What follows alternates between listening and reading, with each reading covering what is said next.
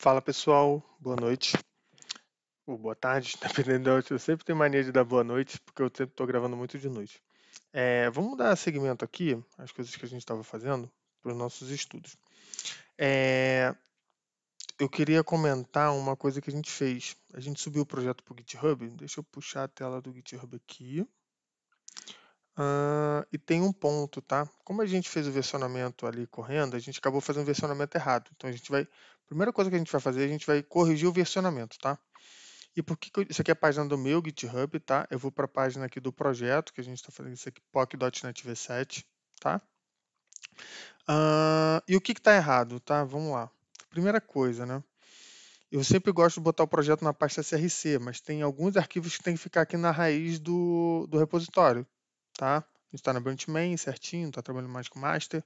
Quando a gente abre aqui, a gente se depara que tem algumas coisas que foram versionadas erradas. Quais são elas? Por exemplo, essa pasta aqui, ó, ela está versionada, não precisa versionar. E esses caras daqui, ó, eles são dinâmicos, por exemplo, né? Então, toda vez que você compila a tua aplicação, ele vai modificar esses arquivos na pasta bin obj. Então, o que acontece? Eu não quero que o Git ele comece a traquear, que é o termo que a gente usa, né? Inspecionar modificações nesse arquivo. Porque imagina, eu baixei a versão, compilei na minha máquina e já habilita esses arquivos aqui para eles serem atualizados no repositório, porque já está diferente da versão que está publicada, entendeu? Então, a gente vai organizar isso aqui. Então, o que a gente tem que fazer, né? Tem alguns arquivos também, por exemplo, o arquivo o license e o arquivo readme, eles têm que ficar no root do projeto, no último root do repositório. Então, vamos dar uma organizada nisso aqui, tá? Então, beleza. Primeira coisa que eu vou fazer, eu vou abrir aqui ó, o diretório que esse arquivo está na minha máquina, tá? E o que eu vou fazer? Eu já vou dar uma organizada aqui, ó, que eu vou levar o arquivo license e o readme para a raiz do projeto, tá bom? Outra coisa que a gente tem que fazer, e a gente pode colocar até aqui na raiz do projeto, é colocar o arquivo do gitignore. O que é o arquivo do gitignore? O Git ele é um sistema de controle de versão, né? Então, tudo que está nas pastas que o Git está controlando, se você modificar alguma coisa, ele vai ver que aquele arquivo não está igual ao estado anterior e vai habilitar para você adicionar ele no commit e depois fazer o push dele, enviar ele para o repositório. O que o Git ignore faz, tá? Ele ignora alguns arquivos ou algumas pastas, tá? Então, a gente vai criar esse arquivo git ignore aqui. Como é que a gente vai fazer isso? Vamos lá. Vamos aqui para o nosso terminal. Eu vou pegar esse diretório que está aqui em cima, ó, e eu vou passar ele para o meu terminal aqui. Ó, me derrubou aqui o terminal, hein? Vamos rodar ele aqui de novo. Caiu. Não sei o que houve. Aqui eu estou no Ubuntu, eu quero para o PowerShell. Então, eu vou dar aqui ó, um cd, deixa ele abrir. Eu vou dar um cd espaço pimba. Tá bom? Então, eu já estou aqui no diretório.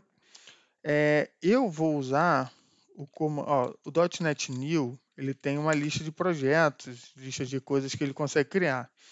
Se a gente olhar aqui, ó, eu tenho um git ignore aqui, ó. Tá vendo? Então vamos fazer o seguinte, ó, vamos ver aqui, ó, .NET New git ignore. Se a gente tiver alguma dúvida, o git ignore aqui, ó, a gente pode passar alguns parâmetros para ele aqui, tá? Então aqui, ó, eu vou até tomar a liberdade aqui de tirar a minha imagem aqui. Mas ó, você vê que quando a gente dá um .NET ignore, aqui é o .NET new git ignore -h, ele já fala, tá vendo? O .NET git ignore file, autor Microsoft, descrição, create a git ignore file for .NET project. Então vamos botar aqui, ó. Então beleza, ele criou. Se a gente quiser, a gente pode até navegar aqui, ó, e já está o arquivo criado aqui, ó. Eu vou abrir esse arquivo no Notepad, só para a gente poder ver o que que a gente tem aqui, ó, nesse, nesse arquivo. Então, ó, vamos fazer uma leitura rápida aqui, tá vendo? Ele está falando que é um GNOR do Visual Studio, né? Então ele não vai versionar, né? Não vai deixar versionar qualquer arquivo que tem essas extensões, tá? Essas pastas também, ó, tudo que está com barrinha no final é pasta, tá vendo? Esse aqui é o prefixo ponto, né? Qualquer extensão que tenha esse prefixo aqui. Então tem um monte de coisa aqui, ó, tá? Tudo que tem barrinha no final é pasta, tá? Então, ó, tudo que tiver dentro dessa pasta .vs também não vai versionar, ó. Os arquivos XML que tem essas nomenclaturas que são do NUnit, do MSTest, tá? Então esse arquivo ele é razoavelmente grande aqui, tem bastante coisinha nele, legal, tá? Então a partir de agora ele vai parar de ficar olhando algumas coisas aqui pra gente, tá bom? Uma coisa também que eu não gosto é a gente ter esses caras aqui ó, no mesmo nível, tá? Mas enfim, vamos diminuir um pouco a complexidade aqui para a gente não mexer em tanta coisa assim, só no Git, tá? Só que eu queria falar mais dessa parte do Git Gnore e mostrar para vocês como versionar certinho. Uma coisa legal é que esse arquivo aqui, ó, o MD é uma extensão, né, que chama Markdown, que a gente consegue fazer alguns comentários aqui, né? Então a gente consegue colocar assim, ó, a primeira versão do código. Aí se você quiser, você pode botar com 3 chavinhas assim, ele fica num tamanho menor, entendeu? Enfim, Markdown é um mundo também, tem muita coisa legal que dá pra gente fazer aqui, tá? Então beleza, o que que a gente vai fazer agora? A gente vai atualizar esse cara. Vou dar um clear aqui, ó. Beleza. Então eu ainda estou na branch main, ó, tá? Eu vou, com todo cuidado, vou subir o código todo na main direto. Então vou vir aqui, ó, git status, por exemplo.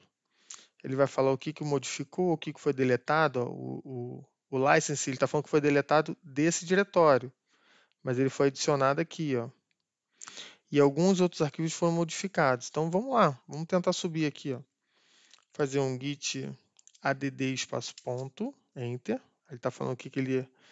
Ah, uma coisa interessante, você vê que aqui eu dei um status e apareceu tudo em vermelho, né? São os arquivos que não estão traqueados, ó, untracked, tá bom? E esses arquivos são arquivos que foram modificados. Se eu der um git status agora, você vê que já vai aparecer tudo verdinho. Ou seja, tudo já está sendo traqueado por ele. Todas as alterações. O que que eu vou fazer? Como eu dei um add aqui, ó, ponto, ele pegou tudo que estava dentro desse diretório, desse diretório para baixo, né, todas as outras subpastas, ele vai fazer tudo. O que que eu tenho que fazer agora? Adicionar uma mensagem de commit, git commit "-m", e aí eu vou botar assim, ó, fix, dois pontos, atualizando a estrutura de pasta do projeto. Depois, qualquer coisa, a gente pode fazer outras alterações, tá? Beleza. E agora eu vou fazer um git push, tá bom? Para quem não conhece, deixa eu mostrar um negócio aqui para vocês. Só um minutinho.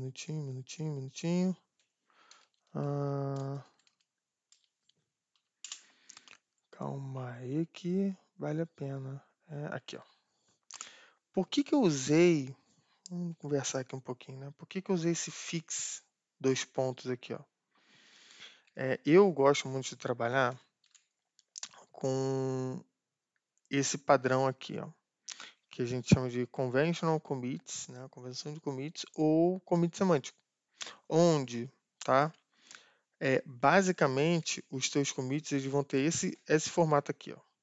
Ou seja, se você reparar, esse cara daqui, ó, é opcional, esse cara é opcional e o rodapé também é opcional. Os únicos que são obrigatórios são o tipo, o dois pontos e a descrição.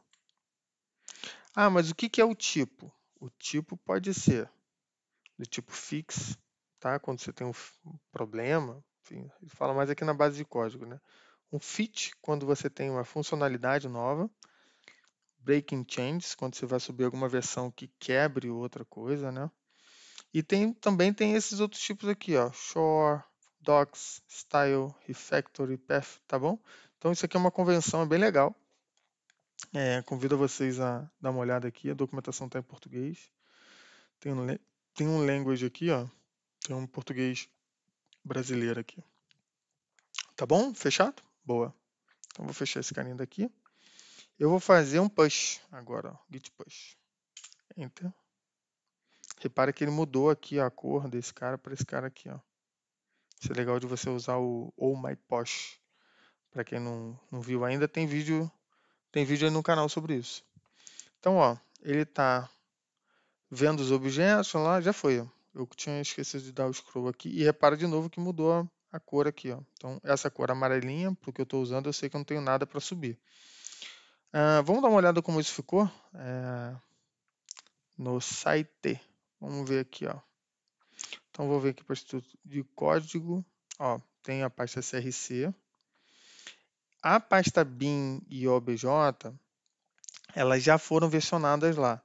Então, eu vou ter que apagar elas lá do Git, tá? Porque por mais que esteja no Git Ignore, a partir de agora ele vai começar a não olhar esses caras, tá? Então, vamos fazer mais uma rodada aqui para a gente poder atualizar ele. Vamos vir aqui, ó, essa pasta bin OBJ, vamos... A VS Code tem só os settings aqui, mas os settings aqui é mole também. Vamos pegar esses três aqui, ó, vou excluir, tá? Vou vir aqui no meu terminal e ver um git status. Aí você vai ver que eu tenho um monte de coisa deletada aqui da bin obj. Vou fazer um git add, add, né? Git commit -m de mensagem, tá? E aqui eu vou passar uma mensagem, fix excluindo arquivos binários. Vou botar assim, tá bom? Então, a git push, ele vai mandar lá para o servidor com git push, tá? Vamos ver. Beleza, tá indo. Legal, foi. Vamos ver como é que ficou aqui no servidor. E a gente vai fazer esse movimento até a gente garantir que o nosso versionamento está correto. Ó, já não tem só a pasta VS aqui, que também deveria sair. Vamos tirar ela aqui também, ó. Ela está aqui, mas ela já está traqueada, né? Então vamos vir aqui, ó, Acho que esse cara aqui não pode... Vamos excluir ele aqui, ó. Ele não vai deixar porque o código no Visual Studio está aberto aqui. Mas vamos fechar o Visual Studio. E vamos dar uma olhada aqui se a gente consegue. Ó, legal. Beleza, deixou. Então vamos vir aqui de novo, ó. Git add, git commit -m fix, excluindo arquivos, excluindo a pasta .vs. Beleza, git push.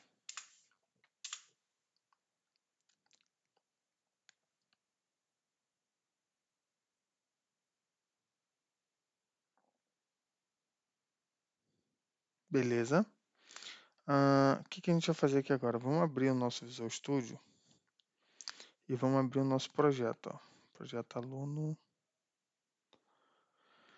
nota. Então vamos lá. Vamos ver o seguinte, ó. Se eu já der um git status aqui, ó, o que ele vai me devolver? Não tem nada mais para alterar. Então se eu der um build aqui, em tese, ele também não vai quebrar nada. Buildou com sucesso, ó. Build aqui, ó, com sucesso. E o outro ponto que a gente olhar aqui, ó, não tem mais nada para subir, ou seja, os arquivos que estão trocando, que são os arquivos que estavam na pasta bin obj, você pode até ver que ele já recriou essa pasta. Se eu vier aqui, ó, bin obj excluir, por exemplo, e eu vier aqui no Visual Studio, ó, vou até deixar de ladinho assim, ó. E eu vou aqui no Visual Studio, eu vou vir aqui, ó, em Build Solution. Tá bom? Ó, você vai ver que ele vai recriar aqui as pastas, ó. Porque ele sempre recria isso aqui no momento do build. Então, por isso que são arquivos dinâmicos, né? Toda a compilação ele vai trocar. E o que a gente tem aqui dentro? Basicamente, você vai ter a sua DLL do seu projeto e o seu executável também. As versões mais novas já tem o executável. Inclusive, se eu pegar esse carinha daqui, ó, e rodar ele, vou dar 2 cliques nele, ó. O que vocês acham que vai acontecer? Vai abrir o meu sistema. E tá aqui, ó. Vou botar aqui, ó, Felipe.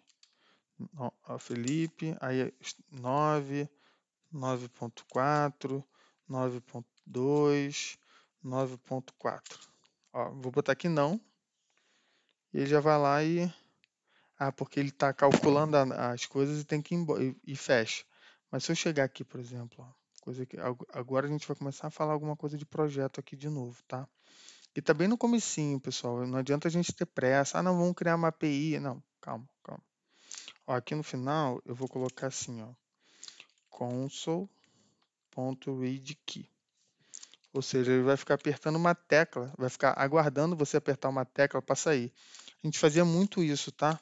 Por exemplo, aqui eu posso botar até uma mensagem, console.write apenas. Eu posso botar assim, ó, pressione uma tecla para sair. Tá bom? Vou salvar e eu vou compilar essa versão, ó. Compilei. Então gerou outra versão de executável para mim. Então vou vir aqui, ó. Vou rodar esse executável.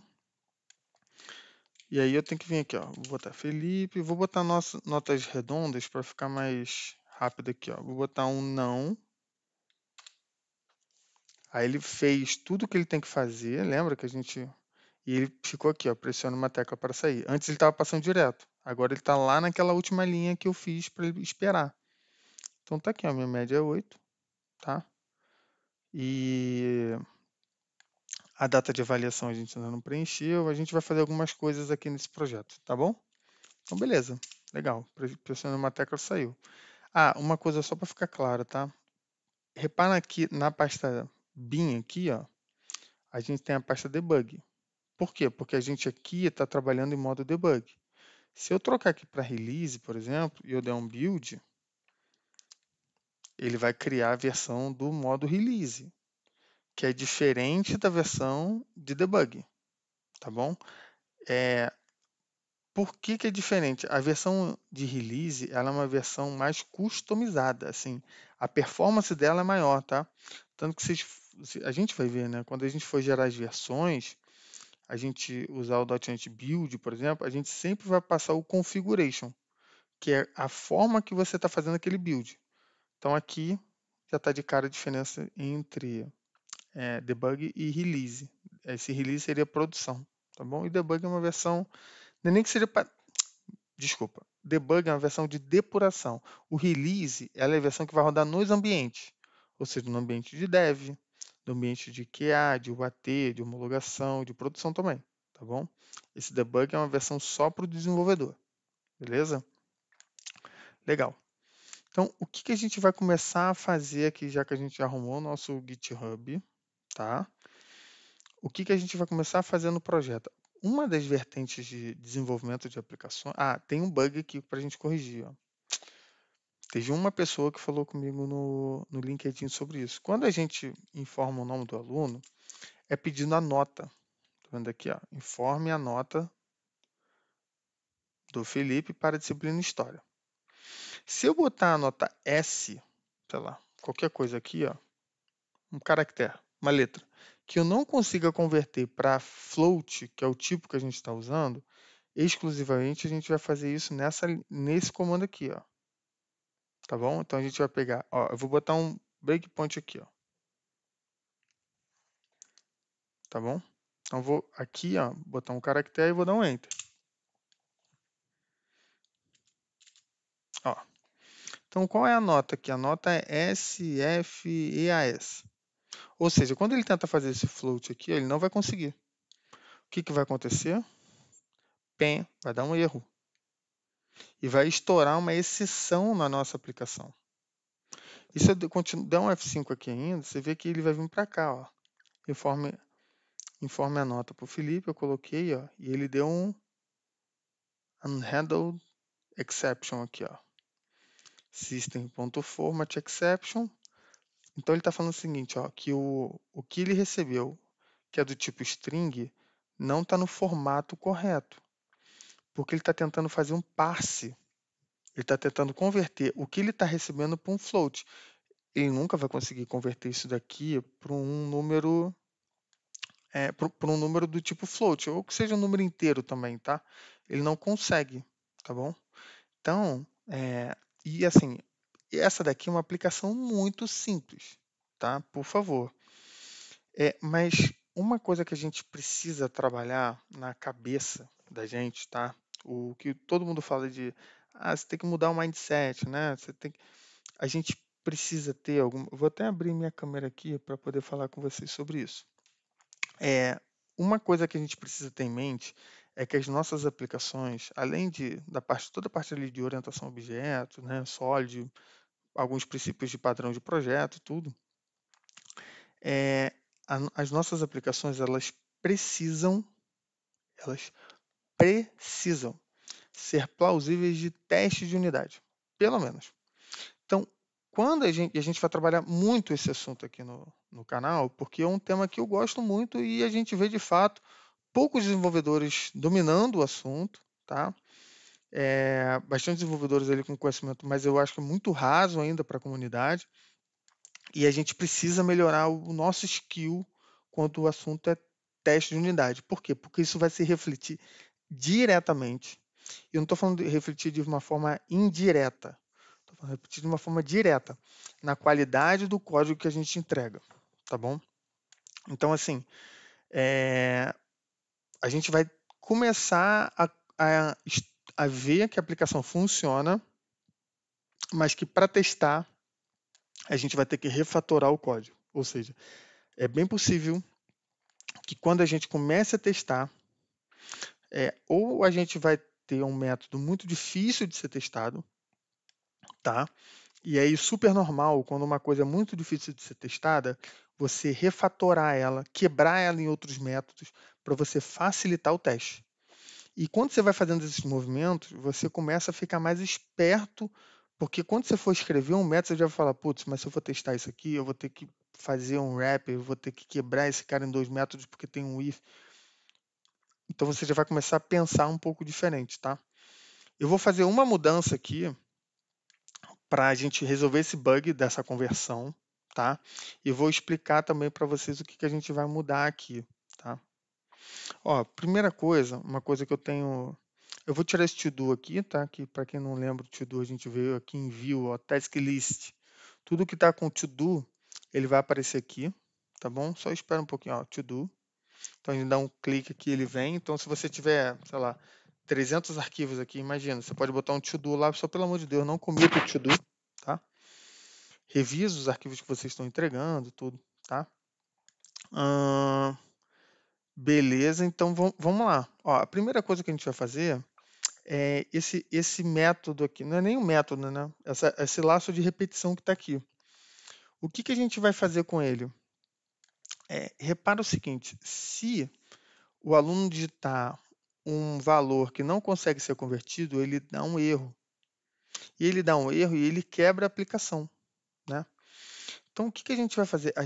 Nós vamos pensar em transformar esse cara daqui, ó, num método para que toda vez que o desenvolvedor, que o usuário, no caso, informe uma nota, ele tente converter essa nota para o tipo float, e se ele não conseguir, ele vai perguntar a nota novamente, tá bom? Então, nós vamos atacar agora esse ponto aqui, ó.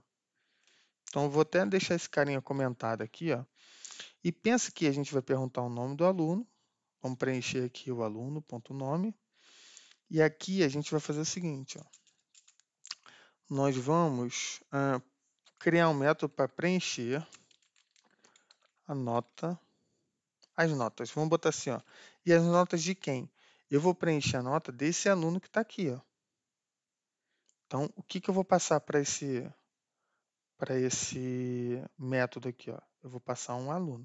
E aí, pessoal, até uma coisa minha que estava. Vamos trocar esses caras aqui todos para camel case, tá? Ó, então, esse cara aqui, ó, alunos. Aqui embaixo vai receber aluno. Tem um aluno aqui, e a gente vai passar o aluno aqui para esse método. Beleza? Então, eu vou começar. Aqui tem um alunos também, tá? Eu falei Pascal Case, mas Acho que eu falei errado. Ó, alunos aqui em todos para poder processar a informação. Beleza, vou tirar esse to-do que está aqui. Aqui ficou duplicado. Foi. Ótimo. O que nós vamos fazer agora? A gente vai criar esse método aqui, ó, preencher notas. Então vamos lá. Então, vou criar aqui, ó, um public static void preencher notas que vai receber uma lista de aluno chamada alunos, beleza? Boa. Então, já vai parar de dar erro aqui. Ah, não, minto. É de um aluno só. Boa. Então, aqui ó, com A minúsculo também, foi. Só testando aqui, eu vou dar um Ctrl Shift B, ele já está buildando a aplicação, apesar do que esse método aqui não tem nada implementado nele.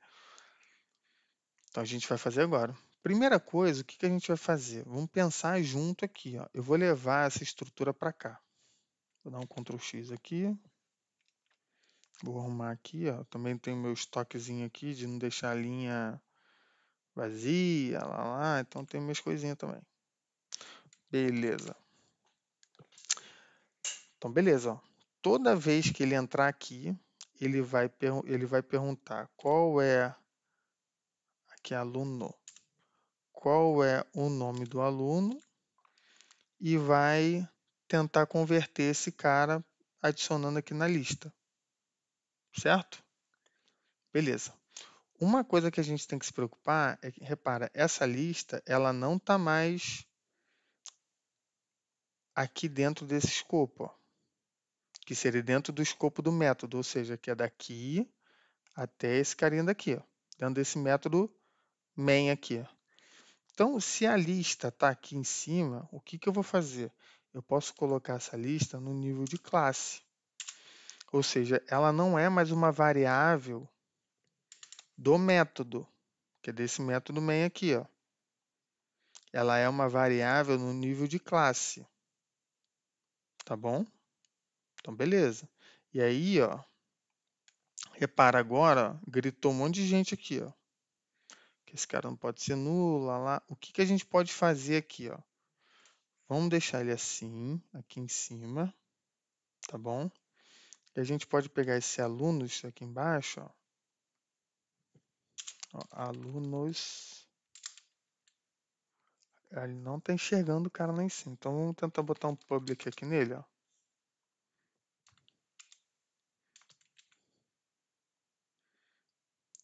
Ó, ele ainda não está enxergando falando que esse cara aqui pode ser nulo. E aí, olha só, olha o recado que ele está falando aqui pra gente, né? Mensagem. Recado não, mensagem. Olha, ele está falando que como esse método ele é estático, ele só vai poder usar esse cara daqui se ele for estático também. Então vamos lá, ó. Botar um static aqui, em tese, ó, resolveu.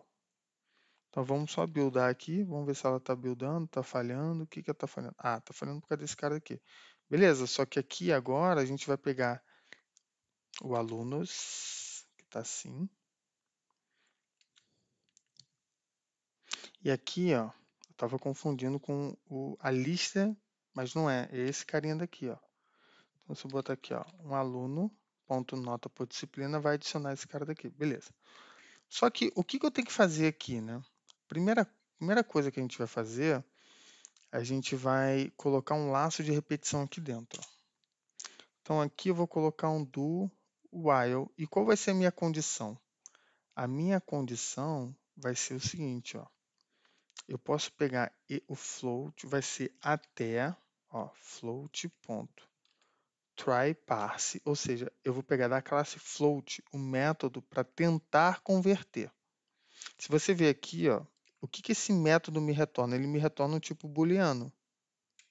Ou seja, ele vai me retornar um verdadeiro ou falso. Tá? E o que eu tenho que usar de parâmetro aqui para ele? Ó? Eu vou ter que usar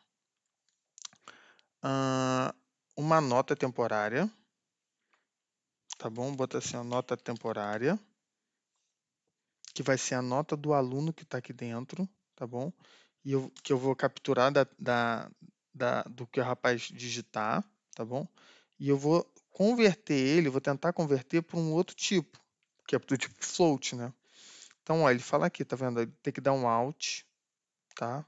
Primeira vez que a gente tá vendo isso aqui, ó. Ou seja, ele vai jogar para uma variável de fora, tá bom? Então, vamos lá, vamos botar aqui, ó, out, tá bom? E a gente vai ter que criar uma variável do tipo, com o nome nota. Então, ó, beleza. Esse carinha daqui, ó, é a nota que a gente obter da digitação do usuário. Então, vou até declarar uma variável aqui fora, ó, nota temp. E vou inicializar ela para ela ficar zerada. Então, ó, esse nota temp, o que ele vai receber? Ele não vai receber um opa, meu Deus do céu, console.readKey. Opa, desculpa, readKey não, readline. Beleza? Só que, ó, ele não vai conseguir, né? Então, vocês concordam que essa nota ela vai ter que ser uma string? Nota temp, ó, ela vai ser uma string. Vou botar um string.empty aqui. Eu estou fazendo com vocês assim, eu já tenho até o código escrito, mas eu estou fazendo com vocês passo a passo para a gente pensar junto, tá? Então, ó, vamos lá. Toda vez, o que ele vai pedir? Ele vai pedir para você informar a nota. Tá bom?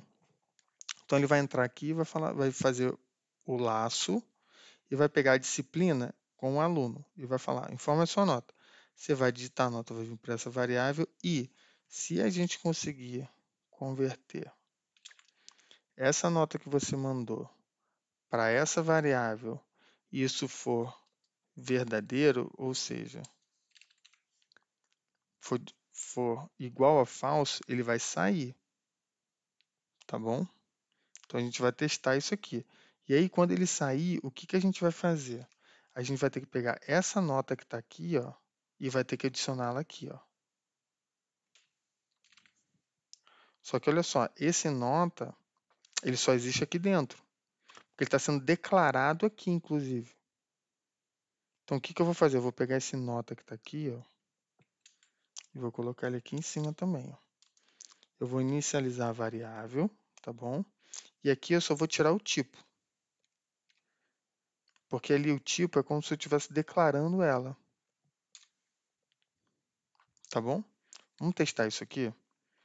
Então a gente tinha um código que estava comentado aqui, que eu tirei, a gente trouxe para cá, depois qualquer coisa eu volto o código para cá para a gente testar. Mas vamos lá, vamos rodar aqui, ó. Ó, vou botar assim, ó, Felipe. Aí, ó, nota de história. Olha que legal, vamos botar um breakpoint aqui. Vamos ver se ele vai pegar. Ó, vou digitar DE. Espero que, ó, DE. Vou dar um enter aqui, ó. Beleza, ele vai executar essa linha, ó. Repara que ele perguntou a nota de novo. Então, ó, eu vou botar um SA agora, enter. Ó, ele vai pegar a nota temp, ó, é SA. Vocês estão vendo aqui, ó. Ele vai tentar converter para o nota. Ele não conseguiu converter. E aí ele vai repetir esse cara daqui. Eu vou dar um F5 aqui, F5 aqui. E agora na nota, o que eu vou fazer? Eu vou colocar aqui, ó, 6.8. E eu vou dar um enter. E será que esse cara agora ele vai entender? Opa, ó, ele já até pulou pro outro. Ó. Eu botei o breakpoint aqui no lugar errado. Vou botar o breakpoint aqui. Ou aqui, melhor. Não tem problema, você encheu o código de breakpoint, tá? Fica tranquilo. Então, ó, nota de matemática, eu vou botar FA, enter. Você vê que ele não vai calcular, ó. Porque ele não vai conseguir converter. Ó, e ele vai chamar o cara que está aqui em cima de novo, porque ele está dentro desse laço aqui, ó. Vocês conseguem ver que daqui, ó, dessa linha até essa linha, tem uma condição, que é essa condição aqui, ó. Tá bom? Então, ó, eu vou dar um F10 aqui. Ele vai ficar esperando a nota de novo de matemática. Vou botar 5. Enter. Então, ele já saiu, porque ele conseguiu converter, ó, nota igual a 5. Se a gente botar nessa condição aqui, ó, eu selecionei tudo, que está em azul, inclusive os parênteses, ó, eu vim aqui em Quick Watch. Ó. Beleza? Então, esse cara retornou true, porque ele conseguiu converter. Só que conseguir converter, para mim, é uma condição de saída. Eu quero que ele repita, tá bom? Quando ele não conseguir converter, ou seja, quando isso daqui for igual a false. E aí essa aqui é a condição para ele repetir. A condição para ele repetir, só repetindo, né? Falando mais uma vez, é essa condição não ser atendida quando essa condição for igual a false. Beleza? Boa. Então aqui, ó, já corrigimos nosso bug. E agora nossa aplicação está funcionando, que é uma maravilha. 7, esse negócio aqui, ele também... Eu vou tirar esse breakpoint daqui. Tem um jeito também que você pode... Vamos supor que tua aplicação tem, sei lá, 400 breakpoints. Você pode vir aqui, acho que é em debug. Tem uma opção aqui, ó. Tem como desativar todos os breakpoints, tá bom? Ou deletar. Eu vou desabilitar. Aí você vai ver que vai ficar uma manchinha aqui, ó. Vou dar um F5 aqui, ó. Então, ó, agora 4, 6. Cadastrar outro aluno. Aluno Luana. A história 9. Matemática FE. De ter errado, ó. Matemática F. Enquanto ele não conseguir converter para um número, 4. Beleza. Física 9. E aí a gente pode, por exemplo, fazer uma validação depois para não deixar nota maior do que 10 ou nota menor do que 0. Né? Então, beleza, eu vou vir aqui, ó, vou dar um 10. Quando eu der um não, ele vai calcular tudo para mim. Ó. A nossa R é minha, 5.45. Ó, eu fui reprovado, sem o O. Luana foi aprovada com média 8. Beleza? Só a fins de toque, vamos vir aqui embaixo, onde tem o nosso reprovado. Tá bom? E botar o acento aqui, a matemática, história, né? Física, geografia. Legal? Beleza. Então, na próxima, aqui, ó, aprovado. Vou subir essa modificação aqui, tá? E aí, na próxima live, o que que a gente vai fazer? A gente vai começar a testar. Então, a gente vai testar esses caras. Vai ser uma coisa que a gente vai fazer bem legal. Eu não vou testar tudo, mas eu vou fazer para vocês como a gente testa um método, por exemplo, tá? Ou como a gente testa alguma coisa mais simples. Mas só para vocês verem como é que funciona um teste, tá? Por exemplo, aqui, ó, eu vou ter 3 possibilidades, então eu vou ter que fazer 3 métodos para testar esse cara, tá? Pelo menos 3, né? Pelo menos 3, porque eu tenho uma condição aqui, tem uma condição aqui, tem essa condição, tá bom? Bem, pessoal, é isso que eu queria mostrar aqui para vocês hoje. E vamos seguir. Vamos seguir que tem muita coisa legal para a gente poder ver, tá bom? Aguarde. Um abraço.